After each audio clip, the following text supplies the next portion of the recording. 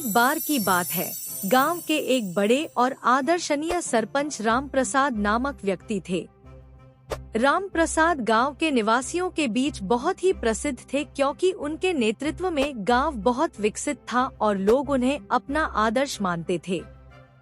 एक दिन राम प्रसाद के बगीचे में दो सुंदर सुनहरी चिड़िया आईं। वे बहुत ही खुश और मस्त मूड में थी। उनकी मिठास और सुंदरता ने बाग को और भी आकर्षित बना दिया।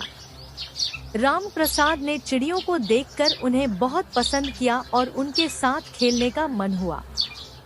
वे चिड़ियों के पास गए। चिड़िया भी उनके पास बिना डरे हुए आईं और उनसे बातें की और उनसे मिलने की खुशी जाहिर की। कुछ दिनों तक राम प्रसाद ने चिड़ियों के साथ बड़ा ही अच्छा समय बिताया। वे उनके लिए अनेक प्रकार की खाने की चीजें लाते और उन्हें खिलाते।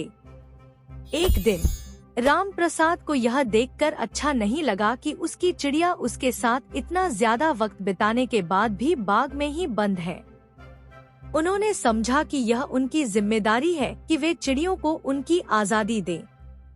राम प्रसाद ने अपने सेवकों से आदेश दिया कि वे चिड़ियों के लिए एक बड़ा और सुरक्षित घोंसला बनाएं, जहां वे आराम से रह सकें। चिड़ियों ने उस घोंसले को पसंद किया और उसमें रहने लगी। वे अब अपनी नई जगह में खुश और सुरक्षित थी। राम प्रसाद चिड़ियों की इस भलाई के लिए बहुत खुश थे।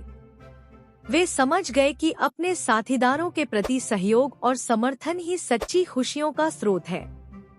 उन्होंने यह भी समझ लिया कि अहंकार और अपने ही लाभ के लिए दूसरों को नुकसान पहुंचाने का प्रयास करना बिल्कुल गलत है। इस कहानी से हमें यह सीखने को मिलता है कि हमें दूसरों के साथ सहयोग करना और उनके भलाई के लिए काम करना चाहिए। अहंकार और अपने ही लाभ की भावना हमें अधिकारिता और असहयोगी बना देती है, जबकि सहयोग और समर्थन हमें संपूर्णता की दिशा में आगे बढ़ने में सहायक होते हैं।